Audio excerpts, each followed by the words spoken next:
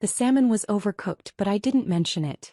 My mother had spent 3 hours preparing this family dinner, and criticizing the food would only add fuel to a fire that was already burning pretty hot.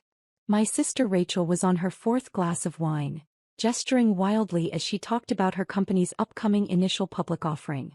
"The valuation is incredible," she said, her voice getting louder with each word. "We're looking at 800 million, possibly breaking $1 billion depending on investor interest. Goldman Sachs is lead underwriter. Morgan Stanley came begging to be involved. This is the kind of deal that defines careers." "We're so proud of you, sweetheart," my father said, beaming at her from across the table. Robert Chin had always favored Rachel. His firstborn, his golden child, his perfect daughter who'd done everything right. Stanford MBA, 5 years at McKinsey, then founding her own fintech startup that had somehow caught fire in the venture capital world. "It's really impressive, Rachel," I said genuinely. "You've worked hard for this." She turned to look at me, and there was something in her expression I didn't like. Something contemptuous and sharp. "Thanks, Maya. I'm sure you understand about 10% of what I just said, but I appreciate the sentiment." I took a sip of water and said nothing. "Rachel, don't be rude," my mother said, but she was smiling as she said it. Linda Chin had a way of correcting her children that made it clear which corrections were real and which were performative. This was definitely the latter. "I'm not being rude, Mom. I'm being realistic." Rachel refilled her wine glass, sloshing a little on the white tablecloth. "Maya runs a cute little online shop. She sells jewelry or candles or whatever. It's nice. It's a hobby. But it's not the same as building a real company. A scalable company. The kind of company that goes public and creates actual wealth." "I sell artisan goods from independent creators," I said mildly. "Jewelry, yes. Also pottery, textiles, art prints, handmade furniture. It's a curated marketplace." "Right. Etsy, but with pretensions." Rachel laughed, looking to our parents for support. They both chuckled obligingly. "Look, I'm not trying to insult you. I think it's great that you have a little business. Keeps you occupied. Gives you something to do. But let's not pretend it's in the same category as what I'm doing. I'm disrupting an entire industry. I'm creating technology that will fundamentally change how people interact with financial services. You're selling hippie crafts." My father nodded seriously. "Rachel's right, Maya. What she's built is extraordinary. Enterprise-level software, institutional clients, venture capital funding. That's real business. That's the kind of thing that makes a difference in the world." "Your online shop is fine for what it is," my mother added, in the tone she might use to praise a child's finger painting. "But it's not exactly in the same league." I cut another piece of salmon, chewing slowly while I considered my options. I could end this conversation right now. I could tell them the truth. But something stopped me, the same thing that had been stopping me for 3 years. Curiosity maybe. Or perhaps a desire to see how far they'd push it. "I'm happy with what I do," I said simply. "That's the problem," Rachel said, leaning forward. Her eyes were bright with wine and something else. Malice maybe, or just the casual cruelty that came easily to her. "You're too happy. You're too comfortable. You're 34 years old, Maya. When are you going to have ambition? When are you going to want something more than just getting by?" "I'm not just getting by." "Really? Because from where I'm sitting, you're living in a rent-controlled apartment in the old district, driving a 10-year-old Subaru, and running a website that probably generates what, 50,000 a year in revenue? Maybe 100,000 if you're lucky?" "Something like that," I said, which was technically true if you ignored several zeros. "Exactly my point. I'm building something that's going to be worth $1 billion. My personal stake will be worth at least $300 million after the IPO. $300 million, Maya. And you're excited about your little online shop that might clear 6 figures." She shook her head, a gesture of pity that made my jaw tighten. "It's just sad. You had the same opportunities one did. Same education, same parents, same advantages. But you chose to play it safe. You chose small." "I chose what made me happy," I said. "Happiness doesn't build wealth," my father interjected. "Rachel understands that. She's willing to work 16-hour days, to sacrifice, to push herself. That's what separates successful people from people who are just comfortable." The implication was clear. Rachel was successful. I was just comfortable. Rachel was building something real. I was playing at business. "The IPO is next month," Rachel continued, apparently not done with her lecture. We're pricing at $42 per share. The roadshow starts in 2 weeks. I'll be in New York, Boston, San Francisco meeting with institutional investors. This is the culmination of 7 years of work. 7 years of 80-hour weeks, endless pitches, constant stress. But it's worth it. Because I'm not settling for comfortable. I'm not settling for small. We should toast, my mother said, raising her wine glass. To Rachel and her incredible success. We all raised our glasses. I noticed my parents didn't toast to both their daughters, just to Rachel. Just to the success story. The comfortable one didn't merit celebration. You know what you should do, Maya? Rachel said after we'd drunk. You should sell your little shop. Take whatever money you can get for it. Probably not much, but maybe someone would buy the domain name and customer list. Then you should get a real job. I might be able to help you. Once we're public, we'll be expanding our marketing department. I could probably get you an entry-level position. It wouldn't pay much, maybe $60,000 to start, but it would be a real career. Real benefits. Real growth potential. That's a wonderful idea, my mother said enthusiastically. Maya, you should seriously consider it. Working for Rachel's company would be such an opportunity.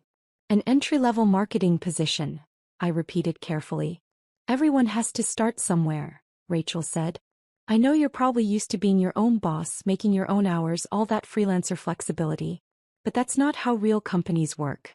You'd need to be in the office 9 to 6 minimum. You'd need to report to a manager. You'd need to actually perform and meet metrics. It would be an adjustment, but it might be good for you. Teach you some discipline. I appreciate the offer, I said. Think about it seriously, my father urged. Rachel's giving you a chance here. A chance to be part of something big. Don't let pride get in the way of a good opportunity. Pride has nothing to do with it, Dad. Doesn't it?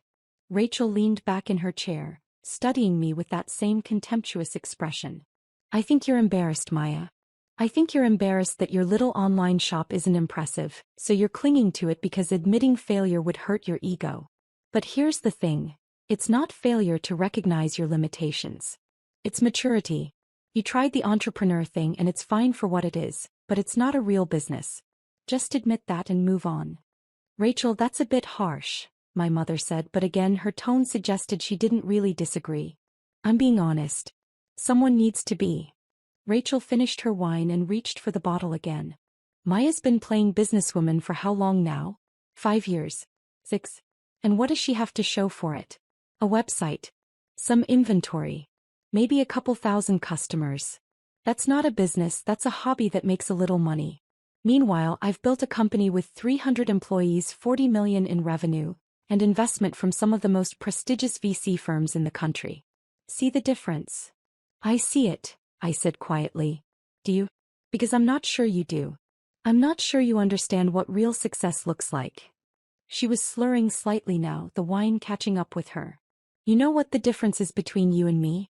Ambition. Vision. I saw an opportunity in the market and I seized it. I built something from nothing.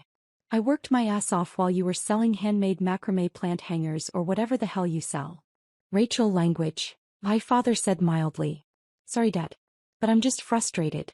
Maya could have been something. He's smart enough. She went to Berkeley, got a good degree in business economics. But then she just gave up. Started this little online boutique thing and called it entrepreneurship. And now she's 34 with nothing to show for it. I have something to show for it, I said. What? The website. Congratulations. I have a platform that processes $2 billion in transactions annually. I have technology that's patent protected. I have a cap table that includes Sequoia, Andreessen Horowitz and Peter Thiel. What do you have? I could have answered. I could have ended it right there. But I was curious now. I wanted to see how far she'd go. I have a business I'm proud of, I said. Rachel laughed, an ugly sound. Proud. Great. You're proud. But pride doesn't pay bills, Maya.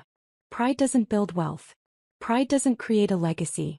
You want to know what creates a legacy? What I'm doing. Taking a company public, creating shareholder value, building something that will outlast me. That's a legacy. Your online shop? That's a footnote. My mother reached over and patted my hand sympathetically. We just want you to have security, sweetheart. Financial security. Rachel's going to have that after the IPO. She'll never have to worry about money again. We worry about you. What happens if your shop fails? What happens when you're 50 and still selling crafts online? I'll be fine, Mom. Will you though? My father asked. You're not getting any younger, Maya. You don't have a husband, you don't have children, you don't have a retirement plan that we're aware of. At some point you need to think about the future. About stability. I think about the future all the time. Then think about Rachel's offer, he pressed. A real job with a real company. Benefits, 401k matching, stock options once the company goes public. That's stability. That's a future. Rachel was nodding, her expression having shifted from contemptuous to something that might have been genuine concern if I didn't know her better. I'm serious about the offer, Maya. I can make it happen. You'd have to start at the bottom. I can't just give you a senior position, that wouldn't be fair to people who've worked their way up. But you could grow with the company.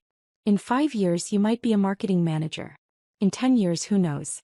Director of something. That's a real career path. Versus selling pottery online, my mother added, which has no career path at all. I finished my salmon and set down my fork. Can I ask you something, Rachel? Sure. The IPO. You said it's next month. 4 weeks from today. Why? And Goldman Sachs is the lead underwriter? Yes. She looked suspicious suddenly. How do you know about lead underwriters? I know some things about business, I said mildly. And Morgan Stanley is involved too? Co-manager. Along with JP Morgan. It's a big syndicate. We wanted major banks backing this. She narrowed her eyes. Why are you asking? Just curious. And you said your valuation is around 800 million. Target is 800, could go higher depending on demand. Maya, what's this about? Nothing.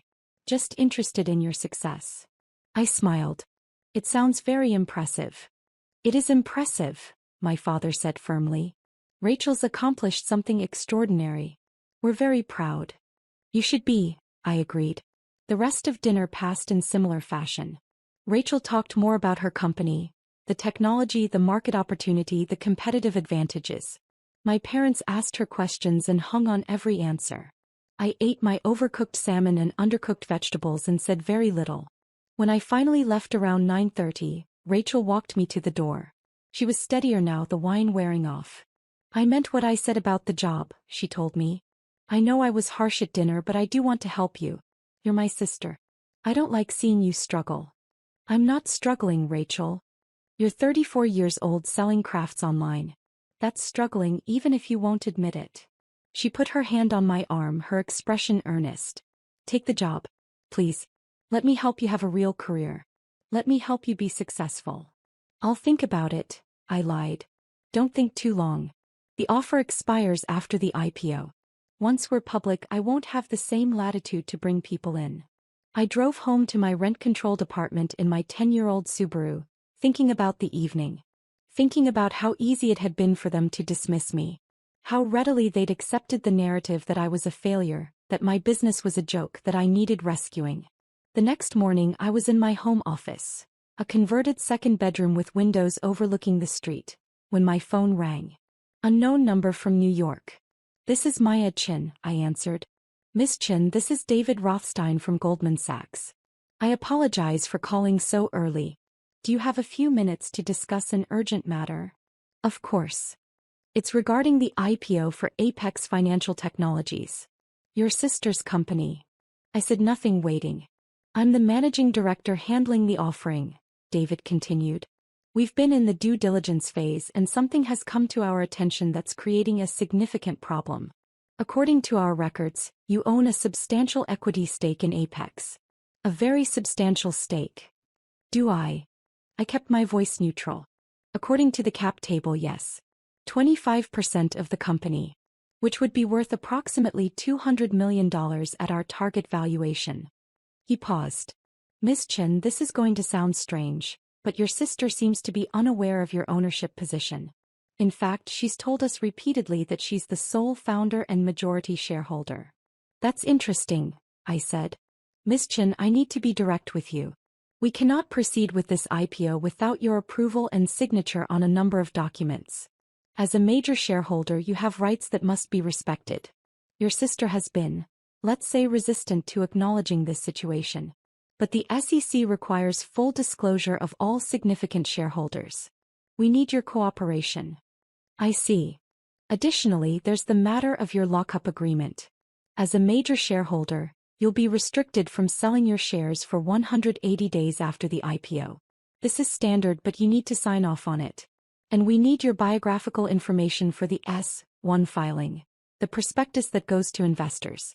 Your name, your background, your relationship to the company. Mr. Rothstein, can I ask you something? Of course. Did my sister really tell you she was the sole founder? A long pause. She described herself as the founder and CEO. When we pressed her on the cap table and asked about other significant shareholders, she became defensive. She insisted that there were various early investors but no one with a significant stake aside from the VCs and herself. But the cap table shows otherwise. The cap table shows you own 25%, Ms. Chen, which means you were either a co-founder or a very early investor. Can you help me understand the history here? I leaned back in my chair looking out the window at the morning traffic. Rachel came to me 7 years ago with a business plan. She'd left McKinsey and wanted to start a fintech company but needed capital. I provided $2 million in seed funding in exchange for 50% equity. 50%? That was the original deal. Over the years, as she brought in VC funding, my stake was diluted to 25%. Which was fine. That was always the understanding. The company needed capital to grow, and I was willing to accept dilution as long as the absolute value kept increasing. And you're listed as a co-founder? That was the original paperwork, yes. Though Rachel always preferred to present herself as the sole founder. I didn't mind. I'm not interested in being the public face of anything. I'm a silent partner. A silent partner with $200 million at stake, David said carefully. Ms. Chen, I need to ask, are you willing to cooperate with this IPO? Because without your signature and approval we cannot proceed. I'm willing to cooperate, but I need to understand something first. Did my sister tell you about me at all? Did she mention she had a sister who was an early investor? Another pause. She mentioned she had a sister. She did not mention that her sister was a major shareholder in the company. Did she mention what her sister does for a living? She said, let me check my notes. She said you ran a small online retail business. Handmade goods, something like that. That's accurate, I said. Did she say anything else about me? Nothing specific. Ms. Chen, can I be frank with you? Please. Your sister seems to have been under the impression that she could proceed with this IPO without your involvement. She's been shocked and, frankly, quite upset to learn that you have approval rights over major corporate decisions, including the IPO itself. She's currently in a conference room with her CFO and general counsel trying to figure out how to handle this situation. I'm sure she is, I said quietly. Ms. Chen, I need your answer. Will you cooperate with this offering? Will you sign the necessary documents? Because if you won't, this IPO is dead in the water. And a lot of people, your sister included, will be very unhappy. I thought about the previous evening. About Rachel's contempt. About my parents' dismissal. About being told I should get an entry-level job at my own company. I'll cooperate, I said. Under certain conditions. What conditions? First, I want the full story in the prospectus. I'm not listed as a minor investor or a passive shareholder. The S-1 needs to clearly state that I'm a co-founder and major shareholder who provided the initial seed capital. Done. That's actually required by law. We can't hide major shareholders. Second, I want a seat on the board of directors post-IPO. That's reasonable for someone with your stake. I'm sure we can arrange it. Third, I want my equity stake protected. No forced buyouts, no dilution without my approval, no attempts to minimize my ownership. All standard protections for a shareholder of your size. Anything else? One more thing. I want to be at the next board meeting. The one where Rachel explains to the directors why she forgot to mention that her sister owns 25% of the company. David was quiet for a moment. Ms. Chen, are you and your sister not on good terms? We're on excellent terms, I said. She offered me a job just last night. Entry-level position in marketing. Very generous of her. Oh. A long pause. Oh. I see. Do you? I'm beginning to. Miss Chin, I'll have my team send you the documents. But I should warn you, your sister is going to have to call you. She needs you to cooperate, and I think she's just realizing how badly she needs you. I'm sure she'll figure it out, I said. We hung up. I went back to my computer, back to the little online shop that my family found so amusing. The shop that was actually the public-facing element of a larger e-commerce platform I'd built over 10 years. The platform that currently operated in 12 countries had 15 million registered users and generated 300 million in annual revenue. But they didn't need to know that yet. My phone rang again at 10:30. Rachel's number. I let it ring 4 times before answering. Hey Rachel. Why? Her voice was strained. We need to talk. Sure. What about? About Apex. About the IPO. Maya, did Goldman Sachs call you? They did. And did they explain the situation? They mentioned something about me being a shareholder. Was that what you wanted to talk about? Silence. Then, why didn't you tell me they were going to call? I didn't know they were going to call. I assumed they found my information on the cap table. You know what I mean. Why didn't you tell me you were going to be a problem? I'm not a problem, Rachel. I'm a co-founder and major shareholder. That's different. Co-founder. She said it like it tasted bad. Maya, we need to get our story straight. The investment bankers are asking questions. The lawyers are asking questions. I need you to work with me here. What story did you want to tell? The truth. That you provided some early capital, that I built the company, that you've been a passive investor. Some early capital, I repeated. Rachel, I gave you $2 million. That was all my money. Everything I'd made from selling my first company. Your first company? He sounded confused. You mean your online shop? No. My first company. The one I sold when I was 28 for $8 million. The software platform I built in my early 20s. The one that provided the capital I invested in your startup. The silence stretched so long I thought the call had dropped. Why? Rachel's voice was very small now. What are you talking about? You never asked, Rachel. You needed money to start Apex and I had money. You assumed I'd gotten lucky somehow, maybe had a rich boyfriend or inherited it. You never asked where the 2 million came from. You just took it. But you sell pottery online. Candles. Hippie crafts. I own a curated marketplace platform called Artisan Collective, I said calmly. It's one element of a larger e-commerce ecosystem I've built. We operate in 12 countries. 15 million users. 300 million in annual revenue. The little online shop you've been making fun of is a billion-dollar business, Rachel. We've been planning our own IPO for next year. That's impossible. It's very possible. I've been building it for 10 years. I'm just quiet about it. I don't like publicity. I don't like being the center of attention. I like running my business and living my life without fanfare. 300 million in revenue? She sounded dazed. Give or take. Last year was 270, this year we're on track for 320. I've been approached by Amazon and Alibaba about acquisition, but I'm not interested in selling. I like running my own company. But you drive a Subaru. I like my Subaru. It's reliable. And you live in that apartment. I own the building actually. Bought it 6 years ago as an investment property. I live in one unit and rent out the others. It's good cash flow. Rachel made a sound that might have been a laugh or a sob. You let us think you were a failure. You never asked if I was successful. You assumed I was a failure and I let you keep assuming it. Why?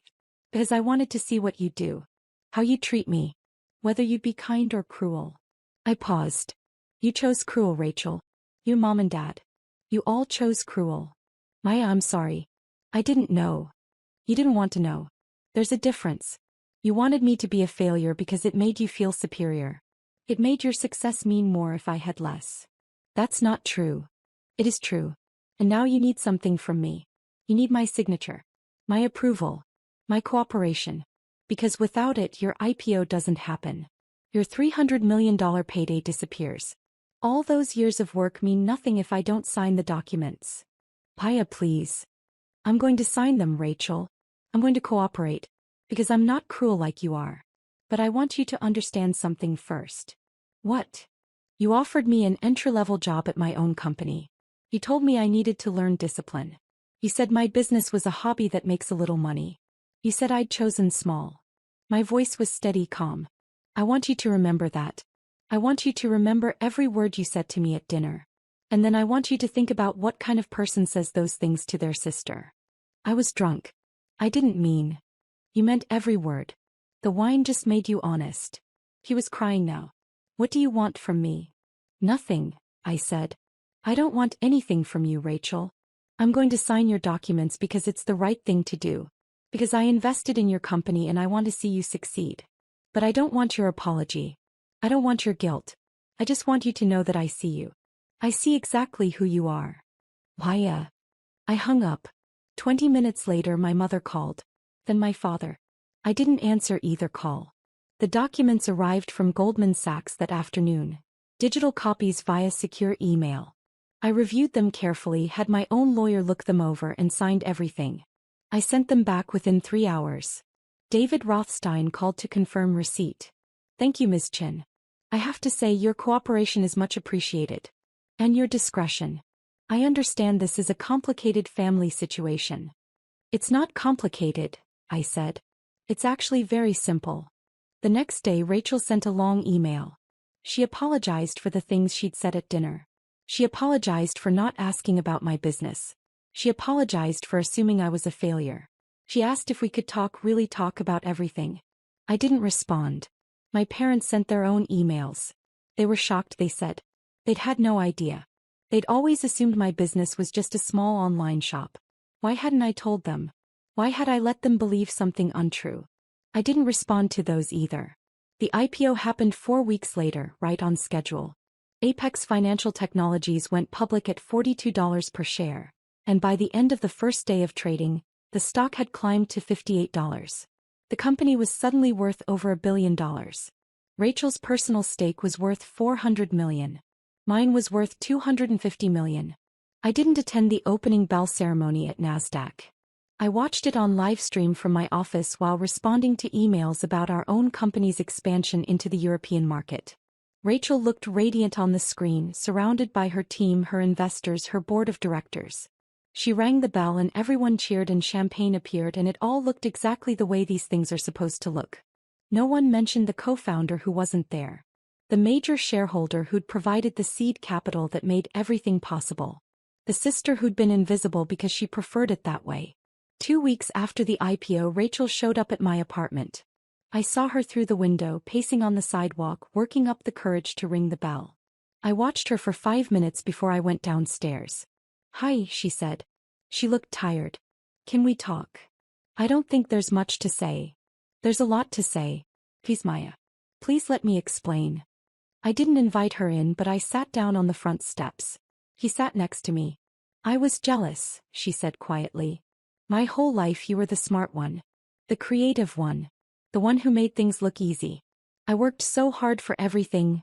Perfect grades, perfect resume, perfect career path. And you just existed. And succeeded anyway. That's not true, I said. I worked hard too. You just never noticed. I know. I see that now. He was crying. When Goldman called me and said you own 25%, I thought there'd been a mistake.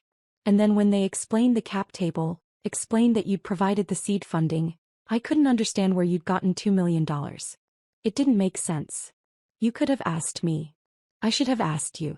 7 years ago when you handed me that check, I should have asked where the money came from. But I didn't want to know. I wanted to believe I was special. That I was the successful one.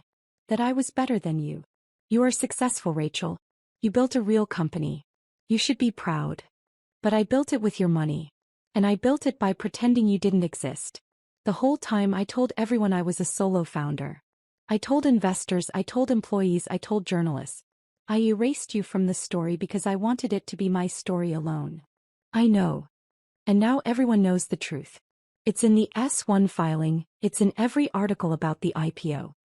Co-founded with her sister Maya Chin, who provided initial seed funding. Everyone's asking who you are. What your background is. And I don't know what to tell them because I don't know you. I don't know my own sister. We sat in silence for a while. Cars passed. A dog barked somewhere down the street. I have a board meeting next month, Rachel said finally. Directors want to meet you. Want to understand your vision for the company going forward. I don't have a vision for the company. It's your company, Rachel. You built it. You run it. I was just early capital. You're more than that. You're a co-founder. A major shareholder. You have rights. You have a voice. I don't want a voice. I want you to succeed. Why? After everything I said, everything I did, why would you want me to succeed? Because you're my sister, I said simply. And because I'm not like you. I don't need you to fail for me to feel successful. She flinched like I'd hit her. That's what I did, isn't it? I needed you to fail. Yes. I'm sorry. She was sobbing now. I'm so sorry, Maya. I'm sorry for everything I said at dinner. I'm sorry for not asking about your life. I'm sorry for assuming the worst. I'm sorry for being cruel. I know you are. Can you forgive me? I thought about it. Really thought about it. I don't know, I said honestly. Maybe eventually. But not today. What can I do? Nothing. Just be better. Be kinder. Stop assuming you know everything about everyone. Stop needing to be the only successful person in the room. She nodded, wiping her eyes. Mom and Dad want to talk to you too. I'm sure they do. They feel terrible. They should. Rachel stood up slowly. I'm going to do better, Maya. I promise. I'm going to be the sister you deserved all along. We'll see, I said. She left. I went back inside, back to my office, back to my little online shop that was worth more than Rachel's company and had been built without anyone's approval or validation or support. My phone buzzed. Email from my CFO with the latest revenue numbers. We were having our best quarter yet. The European expansion was exceeding projections. 2 more countries were launching next month. I smiled and got back to work. Because that's the thing Rachel never understood. I didn't need the IPO. I didn't need the public validation, the press coverage, the dramatic NASDAQ ceremony. I didn't need any of it. I just needed to build something I was proud of. Something that mattered. Something that was mine. And I'd done that. Quietly. Successfully. Without anyone's permission. The IPO money would be nice. 250 million would open up new investment opportunities, new expansion possibilities. But it wouldn't change who I was or what I'd built. I was already successful. I'd been successful for years. Rachel was just figuring that out now. And my parents? They'd sent another email that morning. They wanted to have lunch. They wanted to celebrate my success. They wanted to understand my business. I'd respond eventually. Maybe. When I felt like it. But for now I had work to do. Real work. Building something real. Not for them. For me. Because that's what success actually looks like. Doing what you love, building what matters to you, and not caring whether anyone else understands it or approves of it or even knows about it. Rachel had her IPO and her billion-dollar valuation and her press coverage. I had something better. I had peace.